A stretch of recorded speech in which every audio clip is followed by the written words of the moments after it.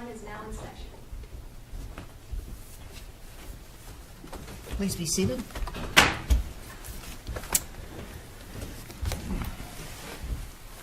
Erica, do you have the sign-in sheet?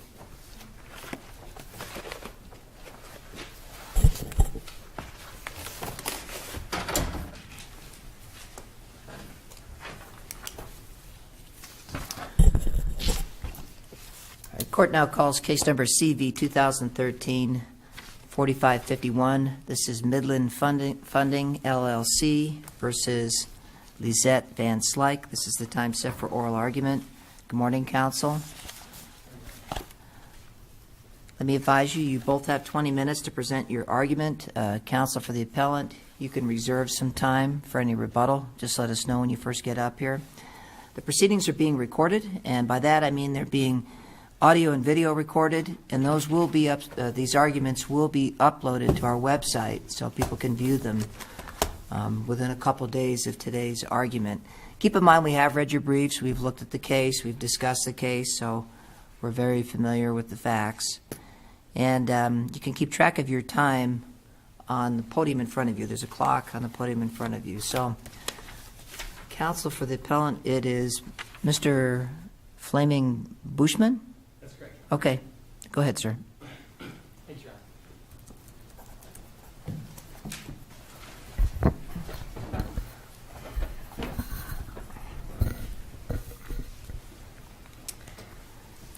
John. And I would like to reserve time for rebuttal. Thank you. How much time? Whatever I have left. I don't anticipate this taking too long. It's a single-issue case. Rhett Fleming Bushman, if it pleases the court, for the plaintiff and appellant Midland Funding. As the court has reviewed the trial record, they'll know that a trial was held.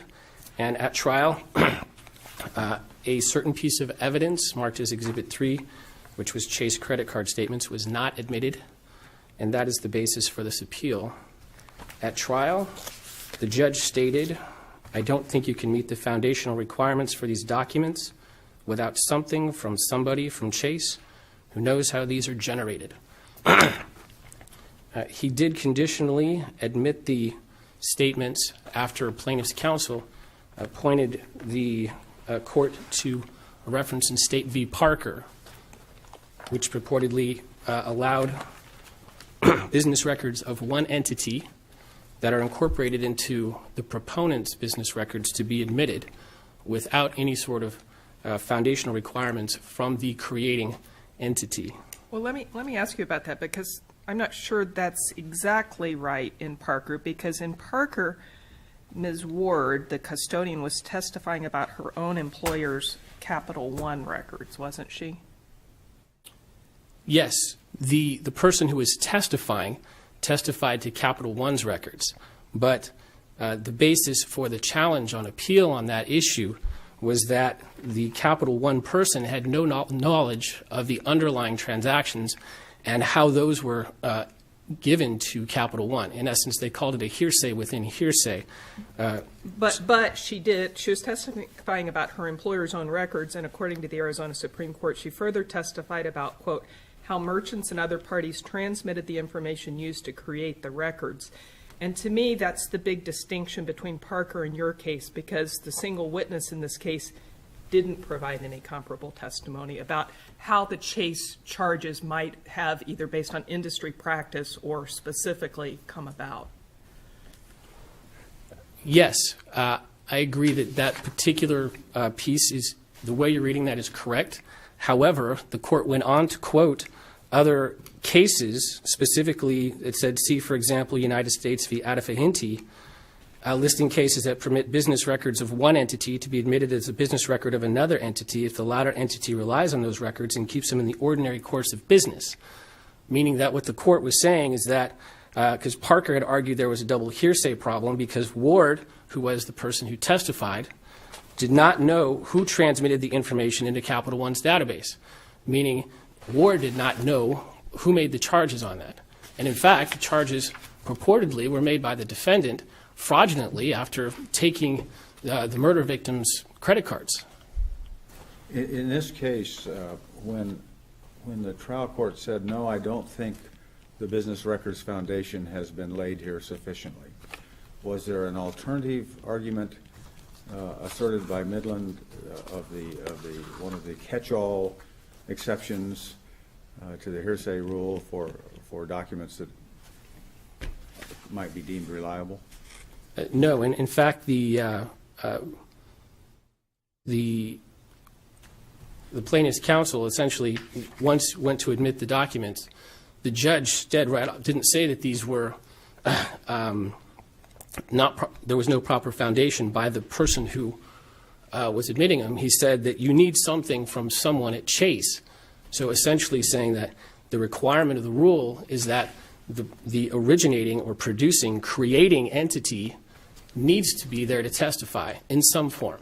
That does seem to be the literal application of the hearsay exception in the rules of evidence.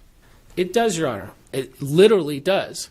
However, as the court has stated in State v. Parker, that there's no requirement for the records have been prepared by the entity that has custody of them, and that trustworthiness and reliability stem from the fact that Capital One regularly relies on the information that third parties submit as part of their ordinary course of business. So while the rule itself states that, and when State v. Parker quotes United States v. Addafahinti, United States v. Addafahinti describes what's required for this personal knowledge and when records are made. And in that case, which it's from the Federal Circuit, but quoted here by State v. Parker, in that case, the records, the court said that the records were made when they were incorporated into the bank's records, meaning these records that were put into the case in United States v. Addafahinti were in no means the bank's records. These were records that were submitted by mortgage brokers. So they weren't their own records. There were no mortgage broker testimony. It was only the bank's testimony. And so the court said when they say made, it means incorporated into the records. And the knowledge requirement under this rule was the knowledge of the incorporating entities, the bank in that case, their filing system, and their use of the records. And they were admitted because they were incorporated into the records and relied on it. And I mean, that's a huge, I think I understand what you're saying, and I think I need to look at that federal case you're citing further, and I will. But you're suggesting here that State v. Parker has created a huge amendment, really, to the written rule of evidence setting forth this business records exception. Yes, I am. And in fact, there's no further cases, published opinions, but this court has issued several memoranda of opinion that support that. Since State v. Parker. Let me go back to the statement that you rely on so heavily in Parker, because I read it differently than you're urging. Trustworthiness and reliability stem from the fact that Capital One regularly relies on the information that third parties submit as part of their ordinary course of business. I read that as the third party submitted the information as part of the third party's ordinary course of business. And the issue that it seems clear Judge Warner was focused on here was that Ms. Johnson could say nothing about the Chase records other than we only buy from reputable companies, so we rely on it. And it seems clear both from his initial ruling and then his clarification in the motion for reconsideration denial that that was what he was stuck on, which seems to me consistent with Parker. Otherwise, you're essentially asking us to adopt a rule that would gut the business records rule, that anytime somebody has a third-party record in its own business records, that other record is a business record, which I don't think is consistent with our own jurisprudence. And let me dovetail on that a little bit. I mean, what's to prevent this adopted business record exception from applying to some company that has a bad debt and turns it over to an attorney to collect on the debt, and then the attorney, having a paralegal in the office, provide some affidavit that we rely on these records we receive from our clients as business records to prove the nature of the debt. I mean, there's all kinds of situations where a company turns over records to somebody else to collect, and that third party, be it an attorney or a collection agency or something like that, may have a very good understanding of how those records were put together, how they were made, or not. That doesn't have to be some kind of showing from the party that is adopting those business records that, yes, we rely on these records and we have some knowledge about how this company put those records together. We don't have a witness who personally saw them compile these records, but we know how they do it. We have some information from Chase, for example. Don't you have to have some link there, or are you just going to have people bootstrapping bulk records into anybody who can say, we use these records all the time? Yeah, understood. That's the concern, I think, that the trial court would have and that any court would have. Of course. And out of Fahinti, when they're quoting, they talk about trustworthiness and reliability. State v. Parker talks about trustworthiness and reliability. And in this case, State v. Parker, they argue that the trustworthiness and reliability of those incorporated records stem from the fact that Capital One regularly relies on the information that third parties submit as part of their ordinary course of business. Midland Funding, LLC, is a debt collector, and they're a debt buyer. They do two things. They buy debt, which by its very nature means that they are buying third-party records. They're buying someone else's defaulted account, and then they're collecting on those. They need a way to verify that.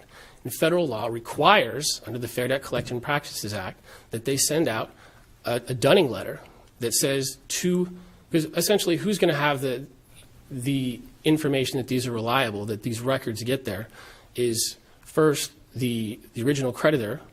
And the testimony in this case, if you look at the testimony, Midland's witness testified that Midland regularly buys from Chase, meaning they have a relationship with the bank that would establish that they have a standing business relationship where that kind of trustworthiness and reliability can be taken care of. They incorporate those third-party records, the Chase records, into their records. Chase regularly submits those records to Midland Funding as a part of their business, of the regular business of selling debts to Midland.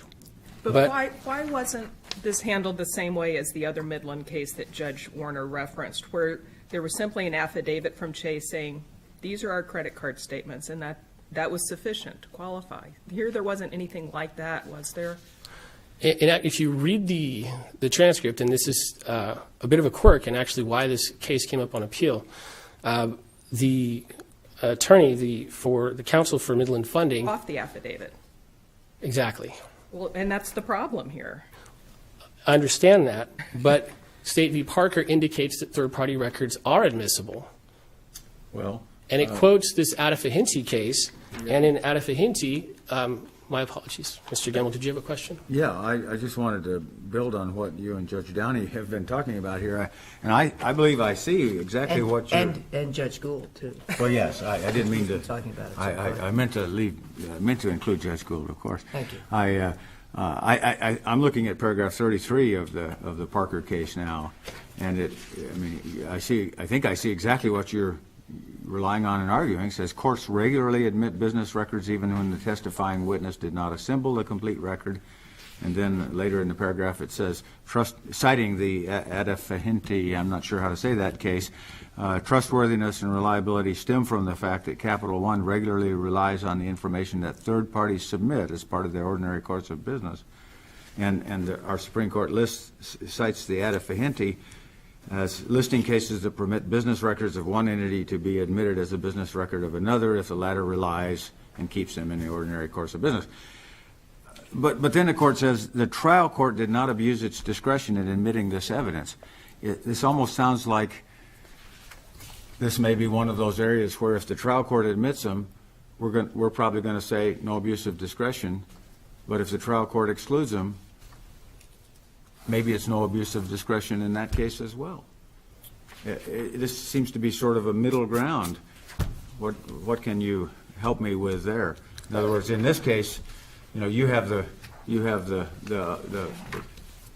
uphill burden of convincing us there's an abuse of discretion. And in Parker, they didn't say these are always admissible. They in essence said they said the trial court did not abuse its discretion in this instance. Yes, and But I the talked case in longer than I wanted Adafahinti to did there. not. You're welcome to, Your Honor. Sorry. The case did not say that third-party records were not admissible. It said did that- not say that either. I agree.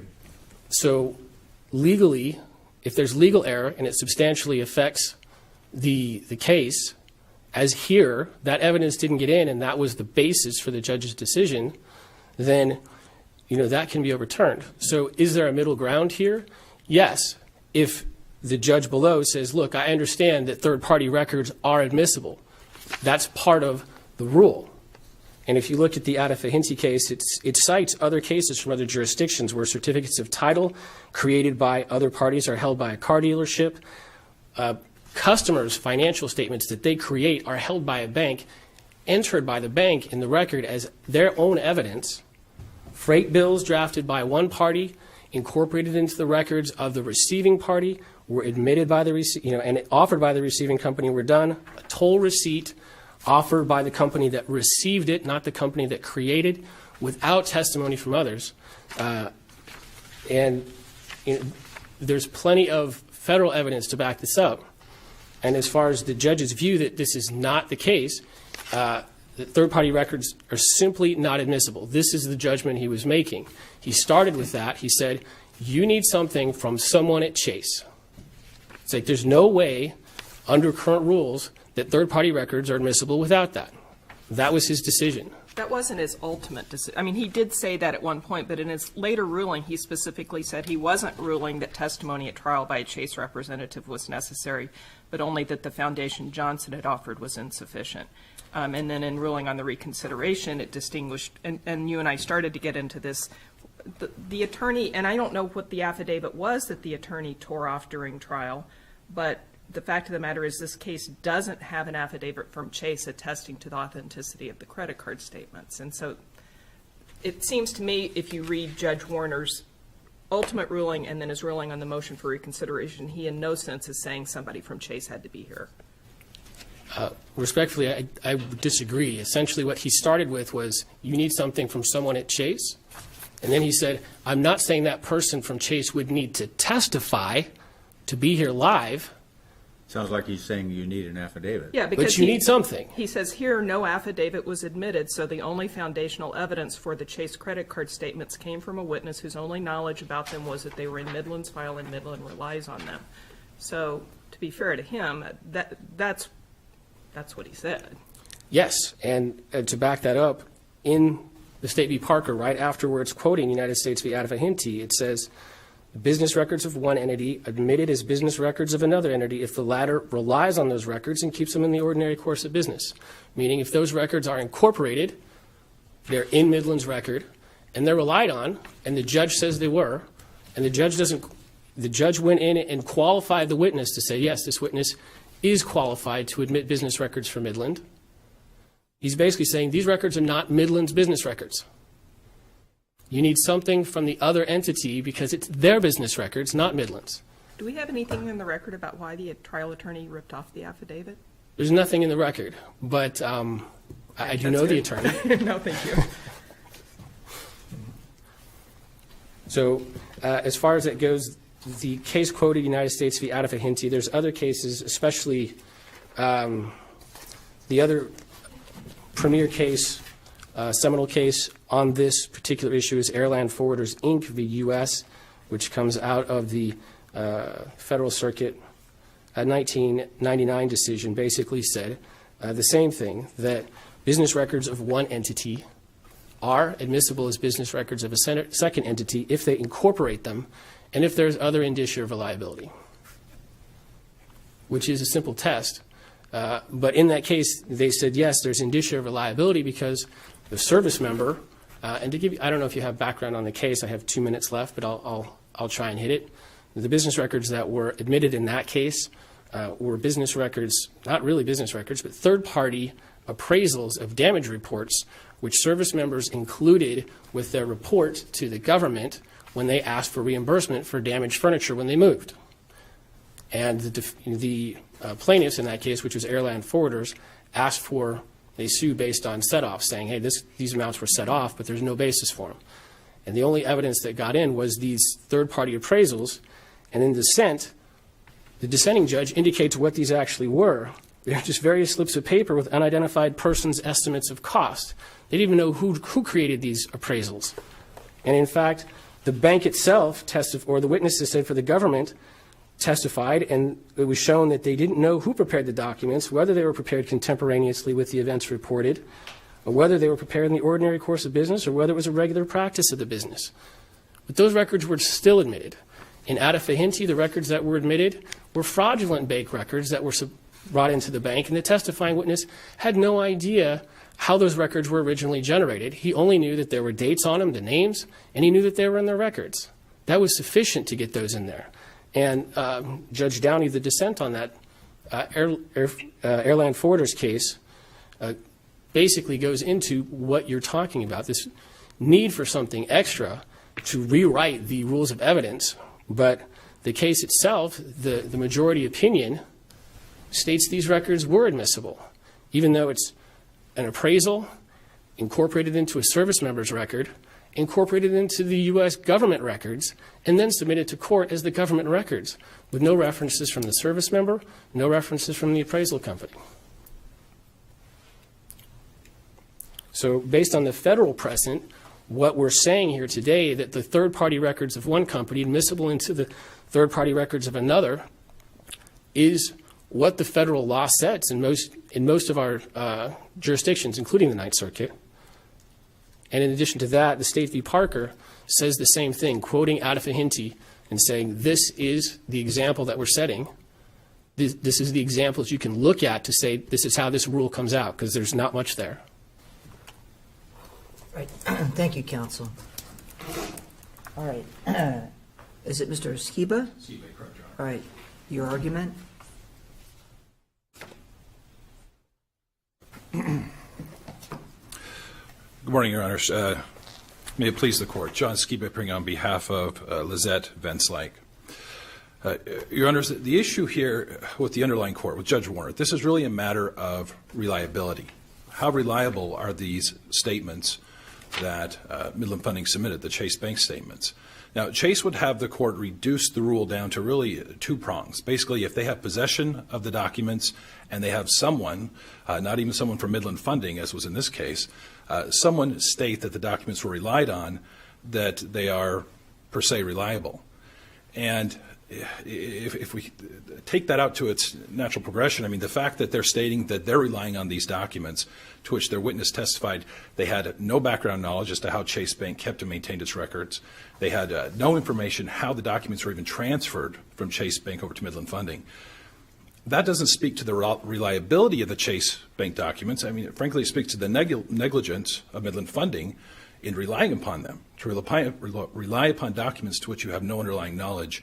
Counsel, I understand your argument, but I've read some of these federal cases, and there's some pretty broad language in those federal cases.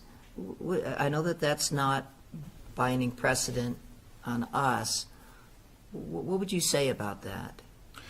I would say that almost without exception in the federal cases, there is this third prong, this indicia of reliability. There has to be something else. There has to be some testimony or something that gives the court some comfort that what they're receiving is reliable and accurate. And we saw that in State versus Parker. Judge Downey pointed out that the basis that the court made its ruling and found it reliable, they found that the Capital One employee who was testifying about Capital One documents was able to, testify that Capital One regularly made these documents. She was able to describe the transmission process from the vendors, and she was able to testify that these were normal business records of Capital One. That's something that we didn't have here. We had an employee from Midland Credit Management, Inc., a non-party, trying to testify on behalf of the plaintiff, Midland Funding, LLC, for documents that were created by Chase Bank. So there was this comfort that the Supreme Court could get in the Parker case in that they had the person there who was creating the records. And I'm not arguing that it has to be the specific person in every instance who created the document, but clearly they were influenced by the fact that they had someone there who was at least familiar with the underlying processes, which we didn't have here. So what's a average trial judge to do? They get hundreds of these motions for default judgments. They don't have the benefit of the case going to trial and having a live witness, and they've got affidavits attached from Midland. You know, Midland does a lot of collection work throughout the state. What does the trial court need to have in an affidavit where it can admit and accept those credit card records? Usually it's just a statement or two that's got, you know, the past due account. Usually there isn't even the original contract that's attached. It's just a statement or a few statements.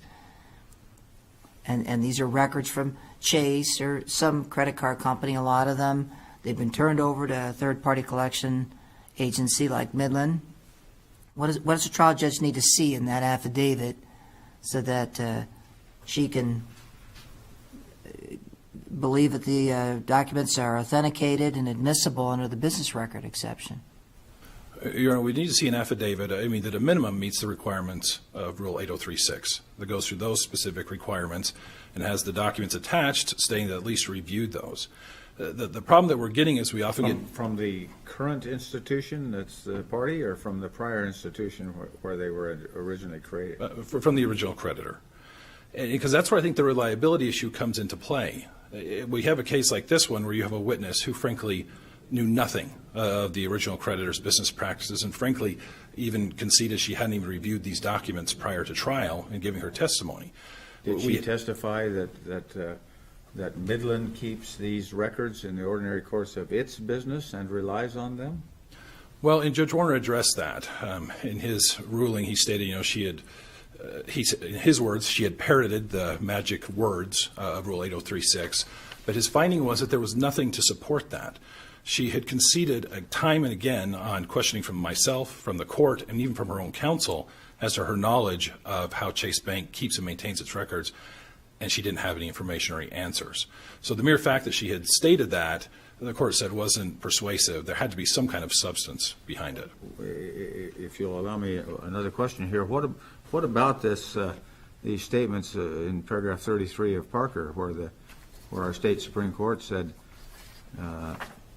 trustworthiness and reliability stem from the fact that Capital One regularly relies on the information that third parties submit as part of their ordinary course of business. And then it cites the Adafinte case and describes it as listing cases that permit business records of one entity to be admitted as a business record of another entity if the latter entity relies on the records and keeps them in the ordinary course of business. That certainly does not seem to require something in this case from Chase. I think that, you know, Your Honor's quoting from paragraph 33 of that decision. I don't think we can read paragraph 33 and not review paragraph 31 as well, right, where the court specifically said, the last sentence of paragraph 31, these facts qualify the entries in Ward's report as business records. So the court's saying, and if we look at the beginning of paragraph 33, it seems the issue raised was, do we have to have the actual person who's created these documents, you know, who was involved in the preparation of them? The court's saying, no, we don't. The courts regularly will admit documents, but there has to be some underlying basis and understanding of the underlying processes as far as how they're put together. And that makes sense because, as Judge Downey pointed out, if the court was to adopt what Midland Funding is proposing today, it effectively guts Rule 8036, and it really has no meaning. If the only thing that's required is possession of a document and saying that you rely upon it, and then it comes into the court, what one could see, as the court has pointed out, that the problems that could pose in many different areas. I agree that it would gut the written rule of evidence for the business records exception, but isn't that what our Supreme Court has done in Parker? Well, and let me weigh in here because, I don't read that language in Parker the same way. I'm interested in your take on it because trustworthiness and reliability stem from the fact that Capital One regularly relies on the information that third parties submit as part of their ordinary course of business. That means that Chase submitted as part of Chase's ordinary course of business. And as I read Judge Warner's ruling, that's the missing link here. There is nothing to show that Chase submitted any of this as part of its ordinary course of business. That's how I read Parker. I don't know that there's any other reading of that sentence. Correct. There is nothing that Chase has provided, and when the witness for Midland Credit Management was asked that very question, she had no guidance either. She had no information as far as how the documentation was transferred from Chase Bank to Midland Funding.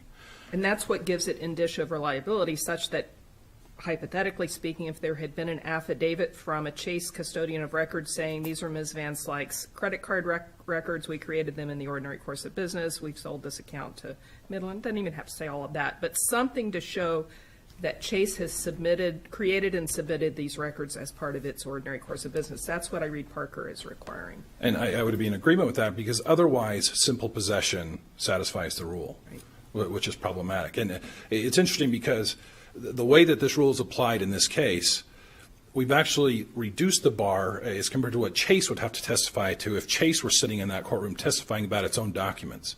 It would be held to the standards of Rule 8036. But for some reason, we're saying that the bar should be lowered dramatically as to a company, a third-party debt buyer. Particularly, we have a witness who's 2 companies removed from Midland Credit Management, Inc., testifying on behalf of Midland Funding, LLC. And so, again, Your Honors, Would it be sufficient if the custodian from Midland included in her affidavit that she was familiar with how Chase keeps its records, how it compiles its records, and is aware that those records conform with, government standards, whatever applicable standards are, and also that she, on behalf of Midland, regularly receives those records and they incorporate those records from Chase in their business records? Would that be a sufficient link? I think that that's going in the right direction, because I think that's what happened in Parker. Ms. Ward was able to testify about those underlying steps as far as how the vendor's documentation came to Capital One, and then how she compiled those documents and created her own record. So you would concede perhaps you wouldn't need a separate affidavit from Chase as long as the person in Midland, for example, the third party, had a familiarity with how those records were kept and could establish a foundation for how she was aware those records were kept at Chase or whatever the company was they're receiving the records from? If the witness is able to provide some kind of foundation as to how the documents were created, that they at least address the elements of 8036. If they're merely being able to testify as to essentially what filing cabinet this is stored at Midland Funding, I don't see how that gets over the issue of reliability. Why wouldn't it be just as easy for a company like Chase when it sends these records out, and counsel, I'm sort of throwing this in your direction as well, to, when they send the records out to Midland, include an affidavit from a custodian of records saying these are our business records that we're submitting to you? Wouldn't that be a pretty easy thing to do? One would assume that would be easy, and one would think it would be equally as easy. These witnesses are routinely granted telephonic appearances in the court. Why can't a Chase witness call in on the telephone as well to give some comfort as to the reliability of the document? Because what this does, as these are admitted, it effectively eliminates any effective cross-examination by the defendants, because we have a witness who has been allowed to lay foundation for documents they have no understanding of, and yet it puts us in a position where when we ask that witness questions, they don't know, but the document has already been admitted. It also deprives the court of any rational basis on which they can base the trustworthiness of the document or the reliability of the document if we don't have additional information other than, yes, we have the document and we've relied upon it. So based upon that, Your Honors, in conclusion, essentially and the court's brought up great questions as far as why don't certain things happen. And I think it's because Midland Funding would like the rules of the court essentially to adopt to its business practices. I don't think that's true, counsel. I think they're confused. I think they're getting a lot of different direction from federal courts, different judges. They really just need to know, what do we need to do? And I think in fairness to them, it is a little confusing to them. So I guess I'd disagree with your position a little bit there. I understand what you're saying, but my main point is we need some kind of indicia of reliability for these documents. And this case is a glaring example of how little the lower courts get. We get witnesses who really don't know much about anything related to the underlying process. I think that applies to every case I ever sat on as a trial judge. Okay. So. All right. But I don't have anything further, and I thank you, Your Honors. Anything, counsel? No. All right. That's a joke for the record. That's not true. All right. Thank you, counsel. We'll take this matter under advisement, and we'll issue a written decision in due course. Court's in recess.